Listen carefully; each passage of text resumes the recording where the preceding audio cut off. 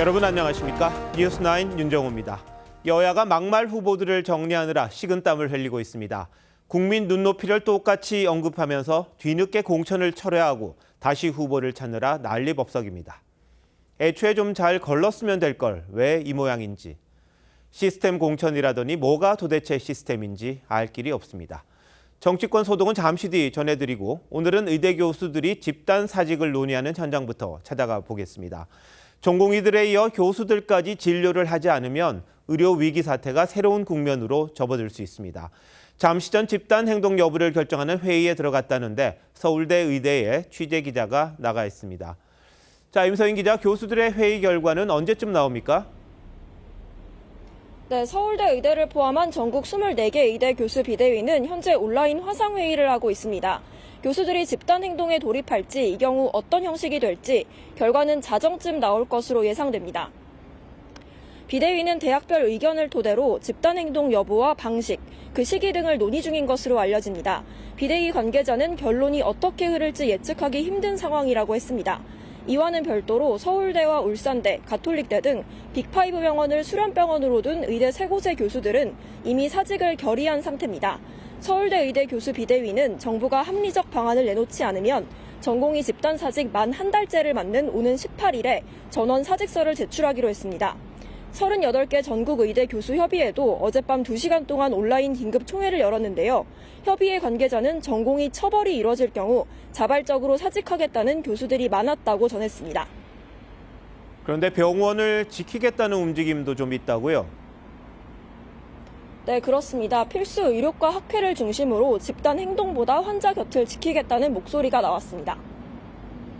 대한뇌혈관 외과학회와 대한뇌혈관 뇌치료의학회는 오늘 성명서를 내고 의사들의 주장이 아무리 미래 국민 건강을 위해서라지만 지금 당장의 문제는 현실이라며 조속하고 합리적 해결이 될 때까지 병원을 지키고 있겠다고 했습니다. 건국대 충주병원도 전체 의료진이 정상 진료를 유지하겠다는 입장을 밝혔다고 정부는 전했습니다. 서울대 의대에서 TV조선 임서인입니다. 대형 병원, 이른바 빅5들은 바짝 긴장하고 있습니다. 전공의들의 공백을 교수들이 메워줬는데 이들까지 그만두면 파장이 만만치 않을 거란 우려 때문입니다. 송민성 기자가 보도합니다. 전공의 공백에도 빅5 병원을 찾을 수밖에 없는 환자들. 불편이 이만저만이 아닙니다. 수술하는 선생님들이 이제 아마 파업 중이라 그래서 수술 날짜를 지금 잡을 수가 없는 것 같아요. 교수들의 집단 행동 가능성까지 더해지자 속은 더 타들어갑니다. 검사도 그렇게 빨리빨리 진행을 못 하더라고요. 아픈 사람이 먼저 최우선으로 생각을 해줘야 되는데. 또 다른 빅5 병원 환자들 사이에서도 걱정이 터져 나옵니다. 저희 여기 같은 경우는 장애도 가지고 있고 응급실도 진짜 막 가야 되는 상황도 있고 이렇기 때문에 큰일 났어요. 진짜 큰일 났어요. 교수들은 사직서를 내주면 일은 하겠죠. 그때 되면 그건 저도 분노가 더 컸겠지. 지금은 이제 걱정이지만 현실적으로 내 문제니까. 가뜩이나 비상인 병원 운영에도 먹구름이 끼었습니다. 이곳을 비롯한 상급 종합병원의 하루 평균 입원 환자는 이달 첫째 주 기준 평소보다 36.5% 감소했습니다. 교수 공백 사태까지 빚어질 경우 차원이 다른 일이 생긴다는 우려도 나옵니다.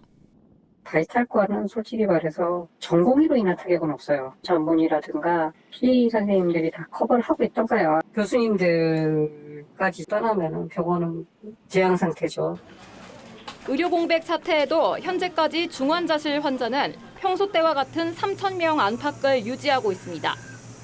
정부는 비중증 환자의 중소병원 전원 등을 통해 차질을 최소화하겠다고 밝혔습니다. TV조선 송민선입니다.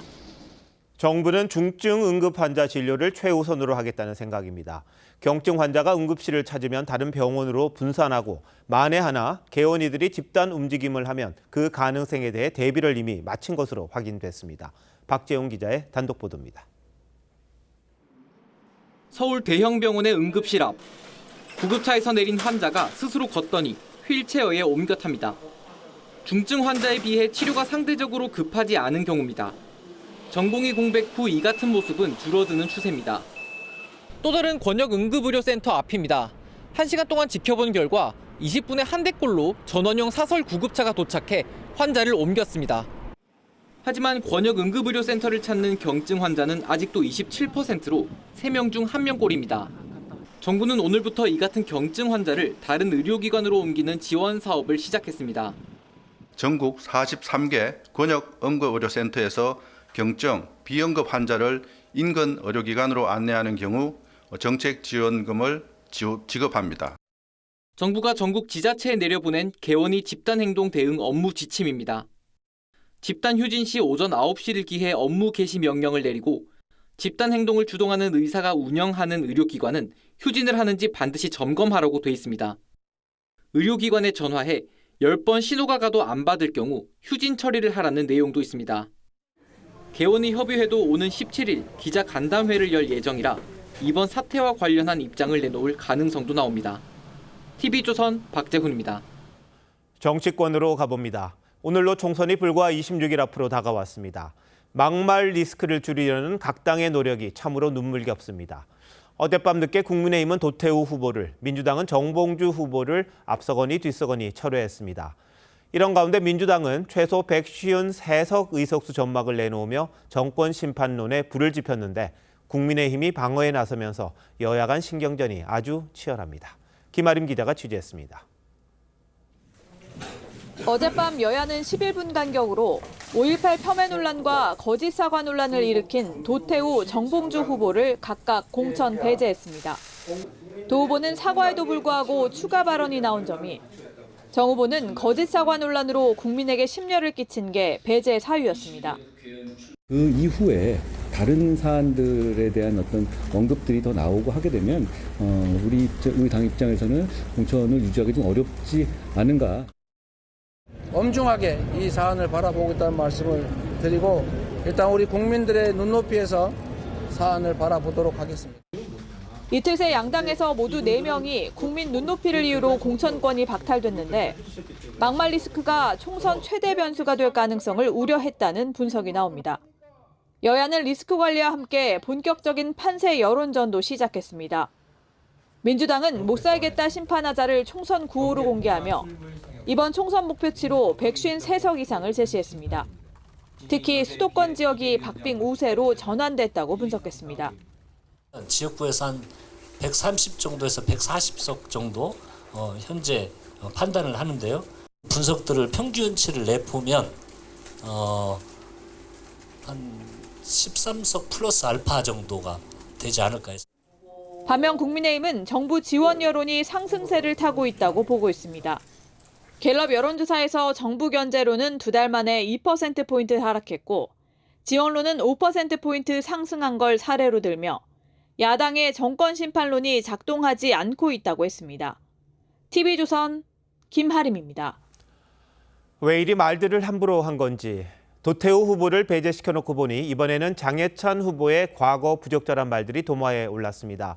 국민의힘은 긴급공천관리위원회 회의를 열고 장 후보의 거취 문제를 논의했습니다. 여야 중앙당사에 기자들이 나가 있는데요. 먼저 국민의힘 당사에 나가 있는 취재기자 연결합니다. 자, 정민진 기자, 결론이 났습니까? 네, 국민의힘 공관위는 저녁 7시쯤 국민추천제 후보만 발표하고 곧바로 해산했습니다. 막말 논란이 끊이지 않고 있는 장해찬 후보의 공천 취소 여부에 대해서는 결론을 내리지 못했고 다음 회의로 미뤘습니다. 어제는 늦은 시간까지 긴급 회의를 한 뒤 밤늦게 도태우 후보 공천 취소를 발표했는데 장해찬 후보에 대해선 여론의 추이를 조금 더 지켜보겠다는 겁니다. 국민의 눈높이에 맞는 여부 등에 대해서 저희들이 살펴보고 있고요. 논의를 거쳐서 결론을 내도록 하겠습니다. 부산 수영에서 현역 의원을 꺾고 이 공천을 받은 장 후보는 과거 SNS에 성적 막말을 포함한 거친 표현들을 올린 사실이 여러 차례 드러났고 자신이 출마한 부산을 교양이 없다고 표현하기도 했습니다. 공관위 내부에선 도태우 후보의 발언보다 더 심각하다는 의견도 나온 걸로 전해졌는데 당 지도부는 다양한 경로로 여론을 수렴 중입니다. SNS에 장문의 사과글을 올린 장 후보는 오늘 예정된 선거사무소 개소식을 연기하고 긴급 기자회견을 열었습니다. 12년 전에 페이스북에 남긴 글들로 인해서 국민들께 심려를 끼쳐드려 진심으로 사과드립니다. 철없던 20대 시절 쓴 글로 10번, 100번이고 후회하고 있다며 여러 차례 고개를 숙였지만 자진 사퇴 가능성엔 답하지 않았습니다. 국민의힘 당사에서 TV조선 정민진입니다. 민주당도 마찬가지입니다. 노무현 전 대통령을 비하하는 발언을 한 양문석 후보를 놓고 고민입니다. 민주당도 심야 긴급회의를 소집했다는데 이번엔 민주당사에 나가 있는 장세희 기자 연결하겠습니다. 자, 장 기자, 민주당 지도부가 양 후보 문제를 논의하기 위해서 심야 회의를 여는 겁니까? 네, 그렇습니다. 민주당 지도부는 오늘 밤 10시 30분 민주당사에서 긴급 최고위원회의를 열 예정입니다.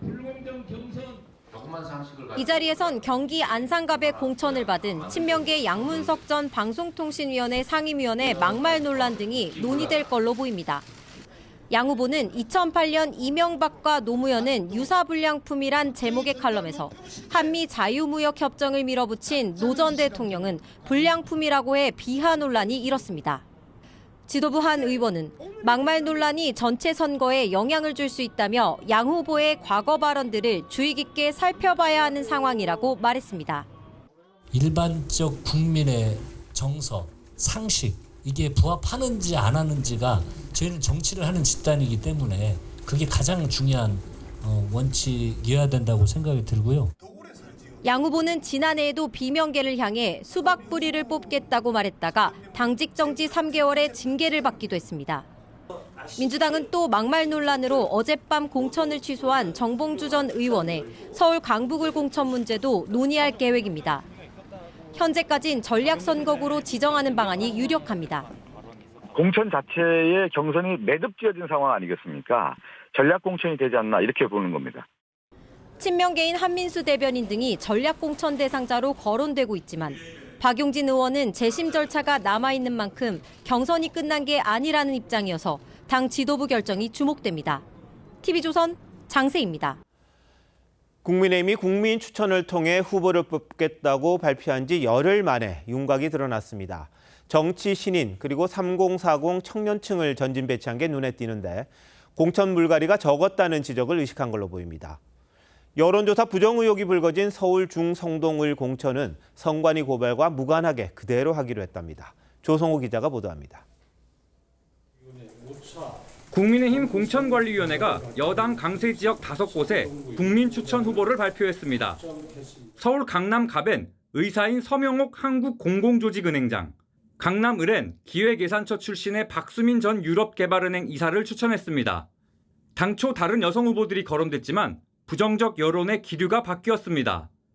대구 2곳엔 최은석 전 CJ제일제당 대표와 우재준 변호사를 확정했고 울산 남구 갑에선 김상욱 변호사가 후보로 나섭니다.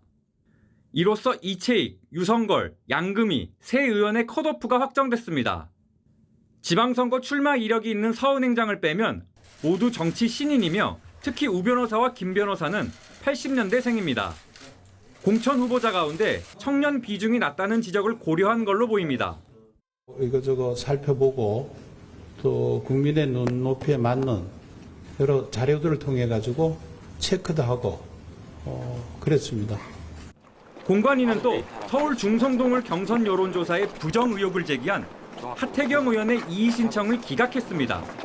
앞서 선관위가 성별과 연령 등을 거짓으로 응답하도록 권유했다며 관련자 6명을 경찰에 고발했지만 공관위는 경선에 영향을 주지 않는다고 판단했습니다. TV조선 조성호입니다. 민주당은 병역 기피 전력이 논란인 임태훈 전 군인권센터 소장 문제가 계속 발목을 잡고 있습니다.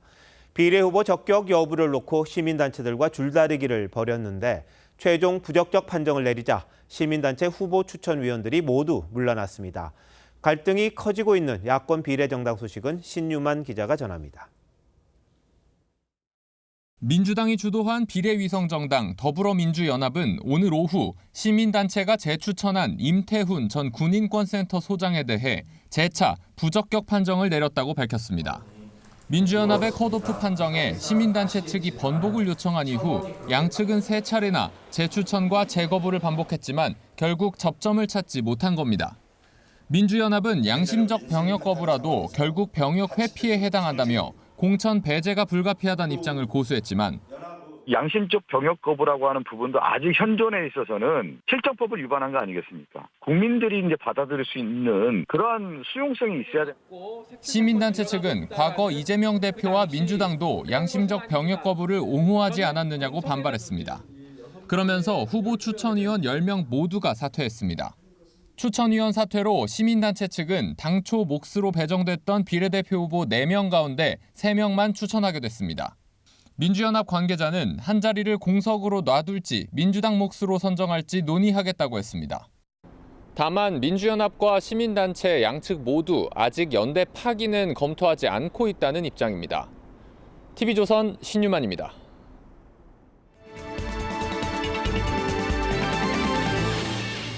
총선 전국의 깊숙한 얘기를 들어보는 총선 설명서 서반장 김반장 시간입니다. 김정우 반장부터 시작해 볼까요? 네, 윤 대통령과 한동훈 위원장의 속도 차를 한번 짚어보겠습니다.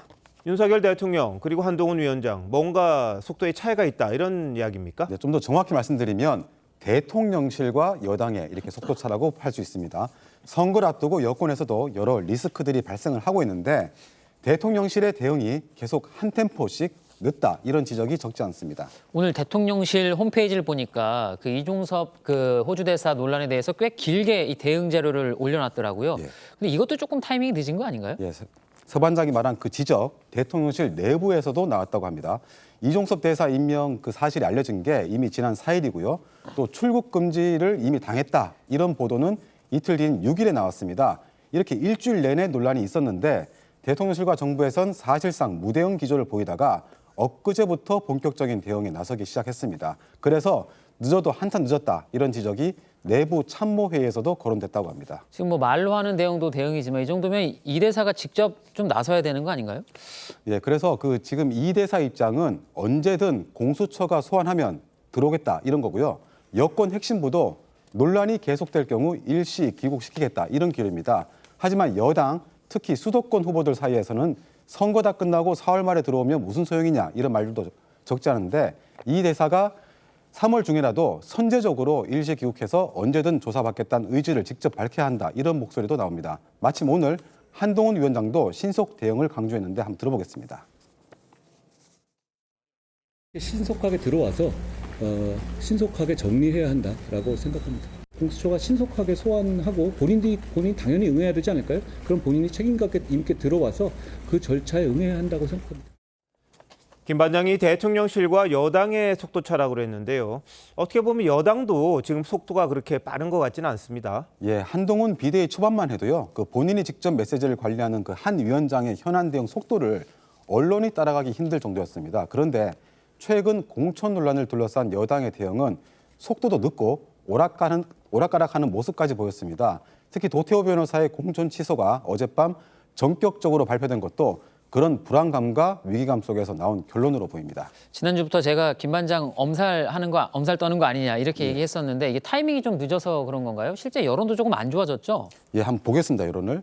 그 한 달 동안 상승세를 보이던 윤 대통령 지지율이 이렇게 3%포인트 하락했고요. 또 다른 걸 보면 특히 서울과 중도층에서 비교적 큰 폭으로 이렇게 꺾여 내려가는 추이도 보였습니다. 특히 여당 입장에선 최근 사과값으로 대표되는 큰 폭의 물가 상승에 의대 정원 이슈의 장기화에 따른 피로감까지 대응이 쉽지 않은 이슈들도 많아서 단순 속도만을 강조하긴 어려운 것도 사실입니다. 아까 저희들도 알려드렸습니다만 총선이 이제 26일 남았어요. 여권이 어떻게 대응하느냐가 바로바로 성적으로 이어진다는 거 좀 명심해야 되겠다 이런 이야기들이 여권에서 나올 수밖에 없을 것 같습니다. 자, 서주민 반장이 준비한 건 뭡니까? 예, 제가 준비한 건 뒤탈난 표적 공천입니다. 막말 논란으로 공천이 취소된 정봉주 전 의원 이야기인가요? 예, 그렇습니다. 정 전 의원은 지난 총선에서 금태섭 의원 지역구에 그리고 이번 총선에서는 박용진 의원 지역구에 표적 출마했다가 2번 연속 낙마하는 불명예를 안게 됐습니다. 이미 과거에 성비위 의혹으로 낙마했던 인사를 또다시 국회의원 후보로 내선 것부터가 좀 무리수 아니었나요? 예, 당에서도 사실 터질 게 터진 거다 이런 얘기가 많습니다. 사실 정봉주 논란이라고 인터넷에 이 검색창에 치면요. 10여 가지가 일목요연하게 정리돼서 나올 정도입니다. 공관위가 이걸 몰랐을까요? 이 정도는 괜찮을 거다 이런 생각을 했다면 국민 눈높이를 무시한 거라고 봐야 할 겁니다. 자, 그런데 정 전 의원뿐만이 아니라 친명계, 그러니까 비명계 지역구에 표적 출마했던 원외 인사들 줄줄이 구설에 올랐습니다. 그렇습니다. 이 전해철 의원을 경선에서 꺾은 친명 양문석 후보는 앞서 보신 이 노무현 전 대통령 비하 칼럼 외에도 과거 방통위원으로 재임했을 때 이 피감기관 인사로부터 유흥업소 접대를 받아 사과한 적이 있고요. 역시 강병원 의원을 꺾은 친명 김우영 후보도 비명계를 향한 막말을 쏟아내서 구설에 올랐습니다. 자극적인 말들로 강성층 지지를 등에 업고 경선에서 승리는 했지만 이제 그 말들이 부메랑으로 돌아오고 있는 셈입니다. 그런데 서반장이 지금 말한 그 표적 출마 대상자들 네. 이 사람들 전부 다 그 하위 20% 감산받은 비명계 의원 아닙니까? 예, 맞습니다. 실제로 이른바 찐명 후보 상당수가 하위 평가 20% 의원 지역구로 나와서 경선에서 승리를 했습니다. 이재명 대표는 공천혁명이라고 했지만 한 민주당 관계자는 이 찐명 원외 인사들이 누울 자리를 먼저 보고 눕지 않았겠느냐 이렇게 말했습니다. 저희가 중계도 했습니다만 민주당이 지금 정봉주 전 의원이 탈락된 서울 강북을 지금 후보를 다시 찾고 있잖아요. 근데 박용진 의원 지역구인데 탈락했는데 네. 혹시 박 의원에게 줄 가능성 있습니까? 예, 지도부는 일단은 그럴 생각이 현재로서는 없어 보이는 건 분명합니다. 다만 제3의 후보와 박 의원이 다시 경선을 할 가능성도 전혀 배제할 수는 없습니다. 만약 그렇다면 그 박용진 의원은 또 30% 감산 페널티 안고 가는 겁니까? 예, 맞습니다. 그 때문에 결국에는 같은 결과가 나올 가능성이 높겠죠. 기회를 줬다는 명분은 있지만 결과면에서는 달라지지 않는, 그러니까 일종의 정치적인 돌파구가 될 수도 있을 텐데 아무래도 이재명 대표의 결정이 가장 중요할 겁니다. 박용진 의원은 아니더라도 친명 후보를 다시 준다 이런 말도 있던데 이 결과 참 궁금합니다. 잘 들었습니다.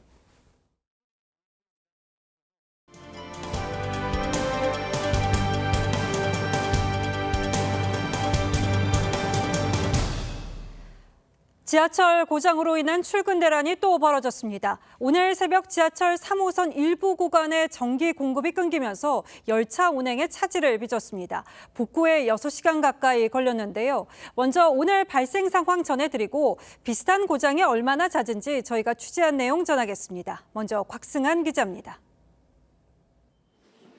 지하철 3호선 구파발역 승강장에 열차 운행이 중지됐다는 안내문이 붙어 있습니다. 다른 교통편을 이용하라는 안내방송도 이어집니다. 고객 여러분께서는 다소 불편하시더라도 다른 교통편을 이용해 주시기 바랍니다. 오늘 새벽 4시 30분쯤 경기도 고양 원당역에서 원흥역 구간 전기 공급이 끊겼습니다. 이로 인해 정발산역에서 구파발역 사이 10개역 구간에선 1개선로만 운행됐고 평소 4분에서 7분이던 배차 간격은 20분에서 40분으로 늘어났습니다. 3호선 원흥역 개찰구에는 이렇게 통제선이 쳐져 있습니다. 출근길 시민들은 큰 불편을 겪었습니다. 네, 지금 버스를 기다리고 있는데 사람들이 많아서 이제 계속 그냥 기다리고 있었어요. 1시간 좀 넘었어요. 일산 백병원에 가려고 그러는데 지금 10시에 예약이 돼 있는데 지금 어디 가도 못하고 있는데. 코레일은 사고 원인을 조사 중인데 전문가들은 시설 노후화를 지적합니다. 모든 시설은 생애 주기라는 게 있어요. 이 내부 연한이 되면은 과감하게 교체를 해줘야 되는데. 열차 운행은 오전 10시 10분쯤에야 재개됐습니다. TV조선 곽승환입니다. 지하철 1호선에서도 이틀 전 화재 2건이 연달아 발생했었는데요. 저희가 취재를 해보니까 전동차 부품으로 인한 화재가 일주일 사이에 10차례 있었던 것으로 확인됐습니다. 코레일 내부에서도 문제가 심각하다는 우려가 나옵니다. 고이동 기자가 단독 취재했습니다. 지난 13일 새벽 지하철 1호선 도원역에 진입하던 전동차에서 퍽 하는 소리와 함께 불꽃이 일었습니다. 다행히 인명피해는 없었지만 놀란 시민 7명이 긴급 대피해야만 했습니다. 같은 날 새벽 이곳 인천역에 있던 전동차 2대에서도 차량에 연기가 피어오르는 화재 사고가 발생했습니다. 시민들은 불안감을 호소합니다. 지하철을 자주 이용하는 사람으로서는 아무래도 그런 뉴스 보면은 좀 위험하니까 이용하는 데 있어 많이 불안하기도 하고 무섭기도 하죠. 그런데 화재는 이뿐만이 아니었습니다. 취재 결과 지난 9일부터 오늘까지 서울과 인천을 오가는 지하철 1호선 전동차에서 모두 10번 부품이 불에 탄 것으로 확인됐습니다. 문제가 된 부품은 외부 고압 전류를 전동차에서 쓸 수 있게 바꿔주는 변압기, 보조 전원 장치입니다. 특히 불이 난 전동차는 납품한 지 1년도 안 된 신형으로 알려졌습니다. 어제도 화재는 아니었지만 한 전동차에서 퓨즈가 터지는 장애가 발생했습니다. 코레일 내부 익명 게시판엔 차량 결함이 선을 넘었다, 인명사고가 나야 멈출 거냐는 등 우려의 글이 쏟아지고 있습니다. 코레일 측은 장애가 있었던 것은 맞다며 정확한 사고 원인을 파악 중이라고 밝혔지만 시민들의 불안감은 커지고 있습니다. TV조선 고이동입니다. 북한이 개성공단 남북연락사무소를 폭파한 지 거의 4년이 다 돼가죠. 이후 방송사 카메라에 그 모습이 직접 담긴 적이 없었는데요. 저희가 별도 허가를 받아서 촬영에 성공했습니다. 공장이 무단 가동되는 정황도 포착됐는데요. 이태영 기자가 다녀왔습니다. 굉음과 함께 파편이 튀어오르고 유리창이 산산조각 납니다. 이후 4년 가까이 지났지만 당시의 흔적이 선명합니다. 공동연락사무소는 폭파됐지만 공단 내부에선 승용차가 지나가고 북한 노동자로 보이는 사람은 자전거를 타고 다닙니다. 문을 닫은 지 8년이나 된 개성공단을 망원경으로 바라봤습니다. 이곳에만 우리 공장 120개가 입주해 있는데요. 이 공단 앞을 지나가는 사람이 있는 것으로 볼 때 무단 가동하는 정황이 있는 것으로 추측됩니다. 북한은 입주기업 123곳 중 30여 곳을 무단 가동 중인데 정부는 이로 인한 재산 피해 4천억 원에 대한 손해배상 청구에 나설 계획입니다. 시멘트로 조악하게 쌓은 인근 초소엔 북한 인공기가 선명하게 보이지만 군인들은 보이지 않습니다. 160m 높이 개양대가 세워진 선전마을은 빈집뿐입니다. 주체사상연구소가 있는 황해도 금암골에선 허리를 숙이고 삽질을 하는 집단 노동의 현장과 북한 주민 수십 명이 모여 단체 활동을 하는 모습도 포착됐습니다. 중국 관광객들은 곳곳에 황토를 드러낸 북한의 민둥산이 인상적이라고 말합니다. 感觉没有那么多树吧，然后它山秃秃的感觉没有那么多树木在这上面。 우리 기업을 지원하던 개성공단 재단은 다음 주 해산될 예정입니다. TV조선 이태용입니다. 1959년 이후 25년 동안 제1교포 9만여 명이 북한이 지상낙원이라는 조총련 선전에 속아서 북한에 갔습니다. 강제 노동에 시달린 끝에 일부는 탈북했는데요. 이들 중 5명이 북한과 김정은을 상대로 손해배상 소송을 냈습니다. 국내에서는 처음 있는 일입니다. 윤재민 기자입니다. 일본 오사카항에 북한 여객선 만경봉호가 입항하자 제1교포들이 항의합니다. 지표에 나온 우리 동포들은 간첩선 돌아가라, 김일성 타도, 조총련을 분수하자는 등의 구호를 외쳤습니다. 1960년 당시 8살이던 이태경 씨는 북한을 지상낙원이라고 믿은 어머니의 권유로 홀로 북한행 배에 올랐습니다. 하지만 북한에서 제1교포란 이유로 차별과 강제노동에 시달렸고 46년 만에 탈북했습니다. 무상치료, 무료 교육이라는 그 지상낙원이라는 그런 선전에 속아서 적대 계급이라는 걸 규정하고 탄압과 감시를 일삼아왔던 것이죠. 이 씨 등 5명이 북한과 김정은을 상대로 서울중앙지법에 1인당 1억 원의 손해배상 청구 소송을 냈습니다. 고소장이 보내질 곳은 평양 노동당 청사가 아니라 북한 유엔 대표부로 지정했습니다. 송달이 이루어지는 그런 계기를 만들기 위해서 저희들은 송달 장소를 유엔 주재 북한 대표부로 해서 꼭 송달을 하려고 합니다. 1959년부터 25년간 북으로 간 제1교포는 9만 3천 명에 이릅니다. TV조선 윤재민입니다. 요즘 반도체 업계 최대 관심사는 미국의 보조금입니다. 총 390억 달러, 우리 돈 51조 원에 달하는 미국 보조금을 두고 전 세계 반도체 회사의 경쟁이 치열한데요. 삼성전자가 예상보다 많은 보조금을 받을 거라는 전망이 나왔습니다.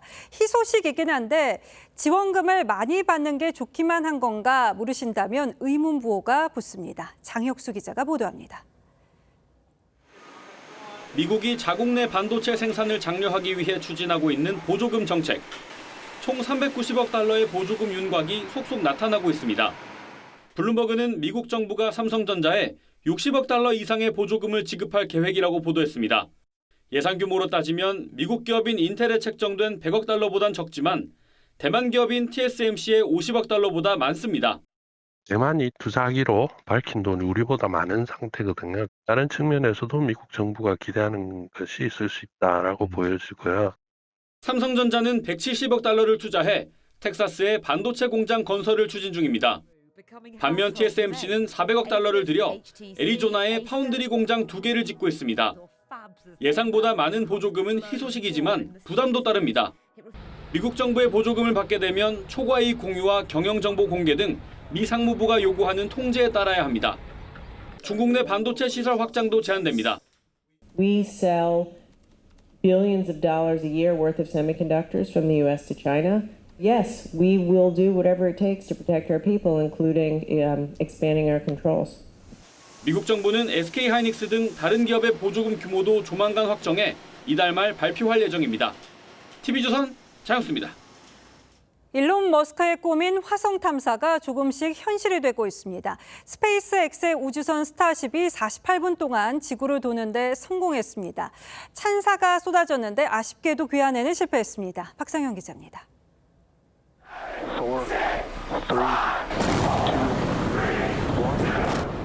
길이 120m짜리 거대 우주선이 화염을 내뿜으며 솟아오릅니다. 발사체 분리에 성공하고 우주에 진입합니다. Trajectory looking nominal, systems looking nominal. Just amazing to see all 33 lit up once again. 인류 최대 규모의 우주선 스타쉽이 세 번째 시도 만에 발사에 성공했습니다. 고도 230km, 지구 궤도에 진입해 48분간 비행한 스타쉽은 대기권 재진입 중 교신이 끊겨 아쉬움을 남겼습니다. No splashdown today, but again, just it's incredible to see how much further we got this time around. 절반의 성공에 그쳤지만 비행 중 화물칸 문을 열거나 우주 급유를 하는 등 예정된 실험은 성공적으로 수행했습니다. 동시에 120명까지 탑승할 수 있는 스타쉽은 100만 명 거주 화성도시 건설이라는 일론 머스크의 꿈을 실현하기 위한 핵심 우주선입니다. 발사 성공 직후 일론 머스크는 SNS를 통해 스타쉽이 인류를 화성에 데려다 줄 것이라며 환호했습니다.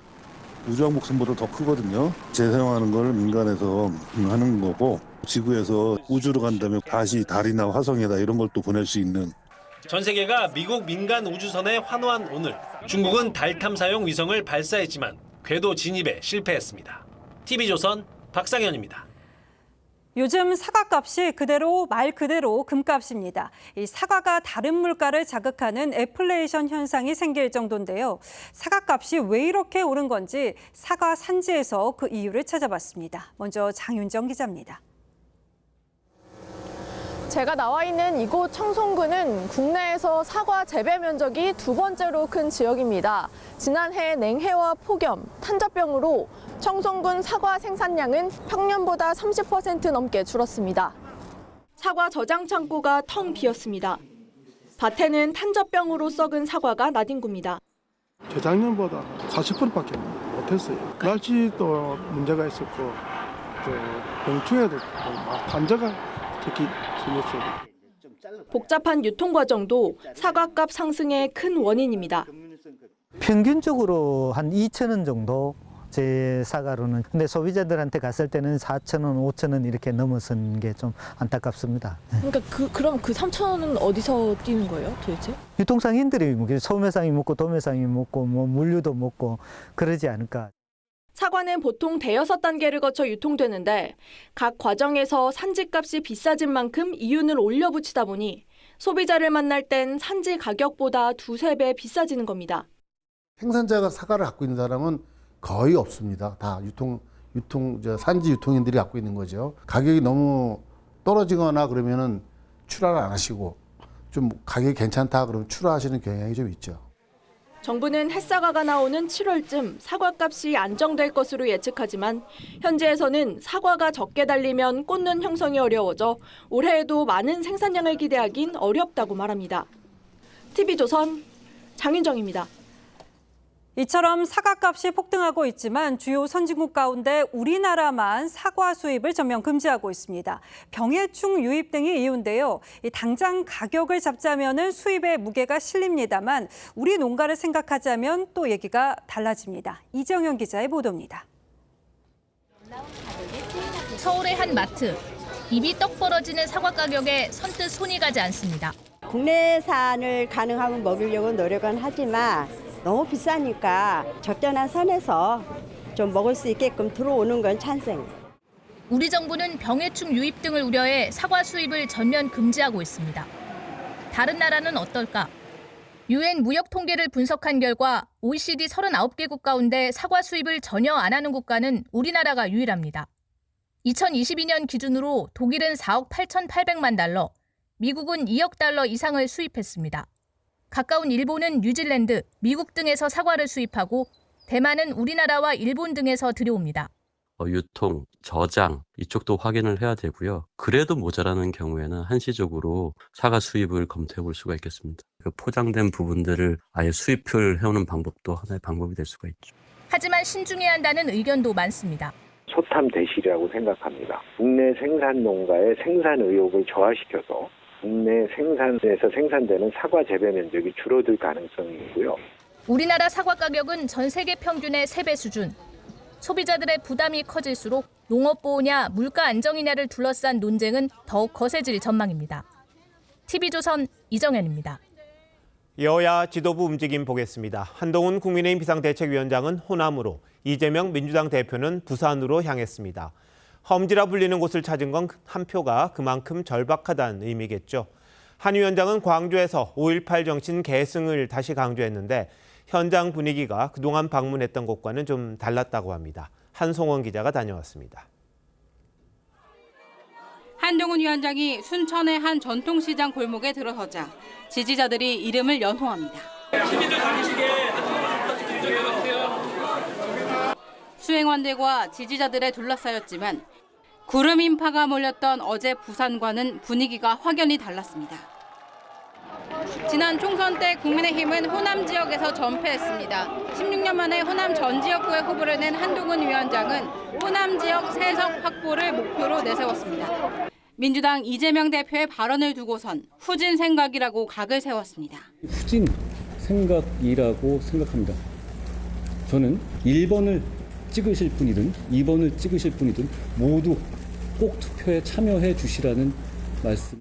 이어 광주에선 5.18 폄훼 논란에 도태우 후보 공천 취소를 강조했지만 5.18 민주화 항쟁을 어떻게 받아들이고 우리가 어느 정도로 존중하는지를 오히려 선명하게 보여드렸다고.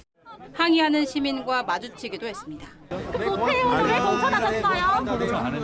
도태우 이번에 공천하셨잖아요. 정부 여당을 비판하는 피켓과 함께 물러가라는 고함 소리도 나왔습니다. 한 위원장은 앞서 시민간담회 자리에서 농축산물 가격 안정자금 1,500억 원을 추가 투입하겠다고 깜짝 발표했습니다. TV조선 한송원입니다. 이재명 민주당 대표는 울산과 부산을 찾았습니다. 부산 방문은 지난 1월 흉기 피습 이후 처음인데 이 대표는 탄핵을 시사하는 듯한 발언을 쏟아내며 정권 심판론을 강조했습니다. 최홍국 기자가 동행했습니다. 오늘 하루만 울산, 부산에 있는 전통시장 5군데를 찾은 이재명 대표는 가는 곳마다 물가 상승을 지적했습니다. 2만 원 단위로 파니까 나도 부담스러워. 경제가 망가지고 민생이 파탄났다며 윤석열 정부를 향해 해고, 중도 해지 같은 탄핵을 시사하는 말들을 쏟아냈습니다. 더 이상 쓸 수 없는 사람들이라면 이제 해고해야 되지 않겠습니까? 다시 쓰지 말아야죠. 도저히 못 견디겠으면 중도 해지해야죠. 다만 민주당 기호인 1번이 아닌 국민의힘 기호 2번을 찍어달라고 잘못 언급하는 해프닝도 있었습니다. 집권 여당 때문에 못 살겠죠? 네! 심판하는 방법은 2번을 찍는 겁니다. 아니 1번을 찍는 겁니다. 제가 이거 어제 여당이 하도 요거 내가 헷갈렸어. 부산, 울산은 상대적으로 민주당 험지로 분류되는 곳입니다. 특히 이 대표가 부산을 찾은 건 지난 1월 흉기 피습 이후 처음입니다. 이 대표는 기자회견 도중 셔츠를 내려 목에 상처를 보여주며 경찰이 물청소로 증거 현장을 인멸했다고 주장했습니다.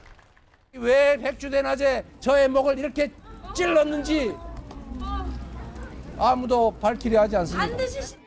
부산 엑스포 유치 실패를 지적하며 정부 심판을 강조했고 가덕도 신공항 건설도 약속했습니다. 이 대표는 오는 주말엔 여야 최대 승부처인 경기도에서 지원 유세에 나설 예정입니다. TV조선 최원국입니다.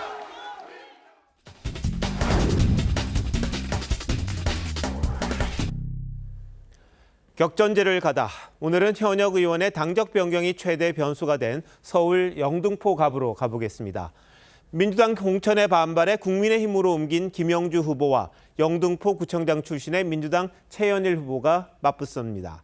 여기에 개혁신당 허은하 후보가 나서면서 또 다른 변수가 생겼습니다. 이광희 기자가 다녀왔습니다. 서울 영등포갑은 2012년 총선부터 3번 연속 야당이 사수해온 곳입니다. 그러나 최근 김영주 의원이 민주당을 탈당해 국민의힘으로 입당하면서 변수가 생겼습니다. 후보자들을 따라가 보겠습니다. 후보님 안녕하세요. 네. 아이고. 아침부터 고생 많으시네요. 빨간 점퍼를 입은 지 막 열흘을 넘긴 김영주 후보는 출신이 다른 캠프 보좌진들의 화합에 공을 들이고 있습니다. 경합을 상대당 후보였지만 김영주! 10년 넘게 지켜왔던 지역인 만큼 당적 변경은 큰 문제가 아니라고 자신합니다. 여지껏 해왔듯이 하겠다는 그런 걸 주민들한테 보여주면. 김 의원이 떠난 민주당 후보론 최현희 전 영등포 구청장이 나섰습니다. 지역구 의원, 구청장 관계로 협력했던 김 후보와 맞붙지만 부담은 없다고 말합니다. 정치는 변화무쌍하죠. 그렇죠. 거기에 묘미가 있는 거 아니에요? 구청장 시절 이룬 지역 사업을 홍보하며 일해본 일꾼이란 점을 강조합니다. 축구장, 테니스장, 또 산책로, 라이딩하는데, 운동하는 데 이런 데를 다 정결했죠. 개혁신당 허은하 후보도 진짜 보수 후보를 내세우며 틈새를 파고듭니다. 파이팅! 아파트 대단지부터 1인 가구촌까지 아우르고 있는 영등포 갑에서 새 후보가 그리려는 청사진도 제각각입니다. 가장 중요한 정책 중에 하나가 아이들이 안전한 영등포.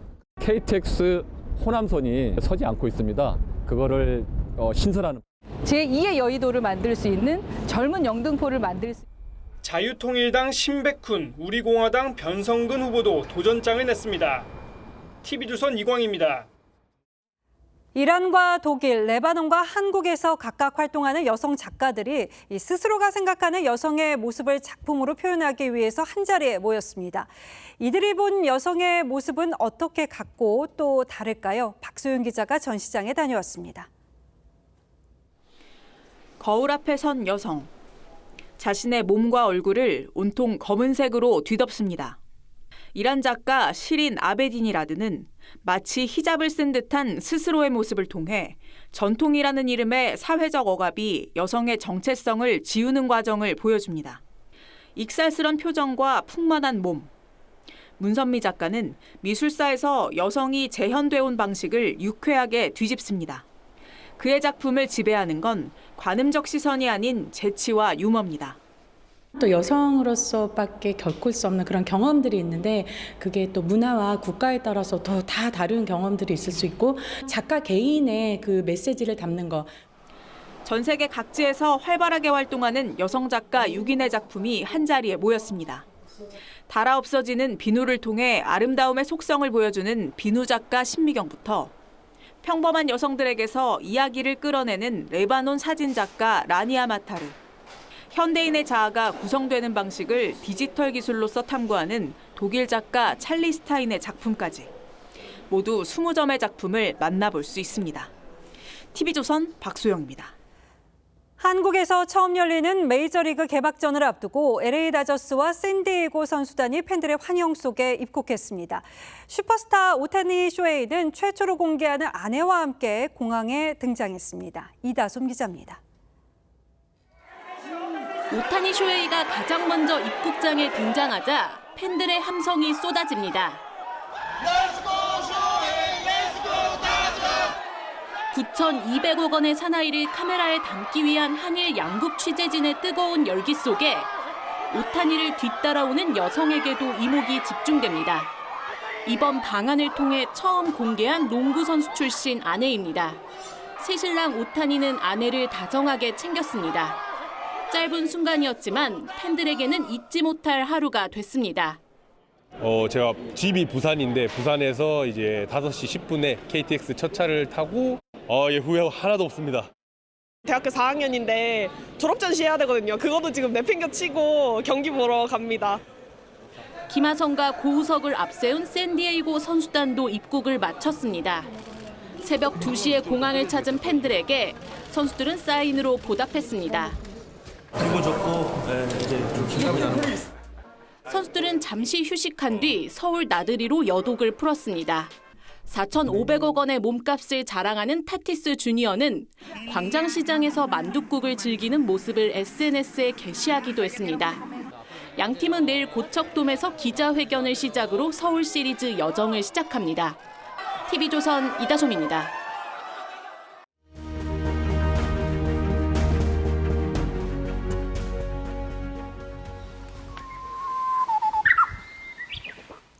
휘파람새가 영롱한 휘파람을 불어댑니다. 봄이 왔다고 꽃을 보라고 노래합니다. 시인이 친구에게 부탁합니다. 나를 욕하더라도 올 봄에는 저 새 같은 놈, 저 꽃 같은 놈, 저 봄비 같은 놈이라고 욕을 해다오. 99에 떠난 시인도 당부했죠. 사람아, 입이 꽃처럼 고와라. 그래야 말도 꽃처럼 하리라. 그런데 이 봄 귀를 씻고 싶은 말들이 쏟아집니다. 선거철이 겹쳤으니 봄인들 당해내겠습니까? 양대 정당이 나란히 막말 후보 공천을 취소했습니다. 다른 막말들이 터져나왔기 때문입니다. 국민의힘은 도태우 후보의 5.18 폄훼 발언 사과가 진정성이 있다며 안고 가려다 포기했습니다. 민주당 정봉주 후보는 사과까지 거짓으로 했다는 논란이 결정타였습니다. 그런데 그의 막말 행진은 전혀 새로운 게 아닙니다. 민주당이 모를 리가 없습니다.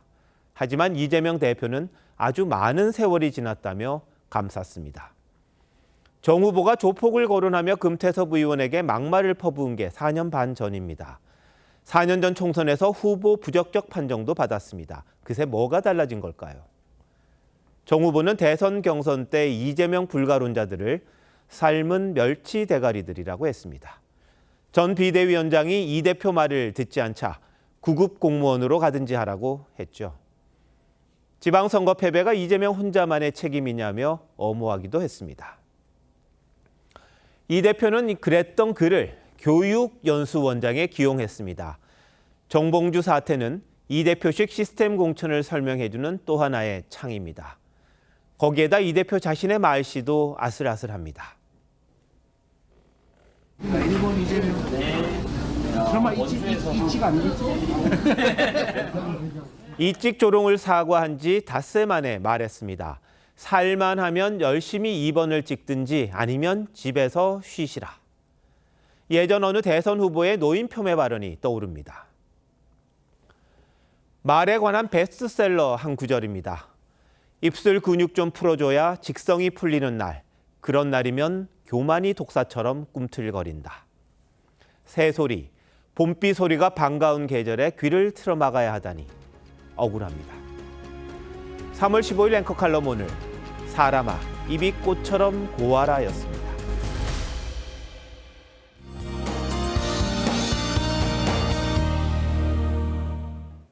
곳곳으로 봄 내음이 가득합니다. 오늘 낮 기온이 20도를 웃돈 강릉에서는 봄꽃 매화가 상춘객들을 반겼는데요.